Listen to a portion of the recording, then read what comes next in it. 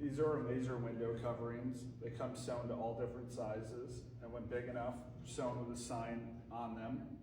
They attach to either the window or the door, wherever you want, or wall, wherever you want to put them in a few different ways. One way is with Velcro. They'll come with adhesive strips on the back. You can simply pull that off and apply it to the window.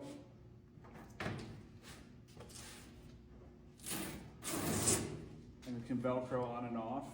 You can also send them with magnets sewn into them, so they'll attach to something magnetic.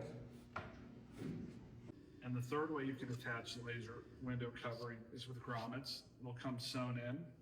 You can attach them to hooks on the wall. In this case, we use suction cups.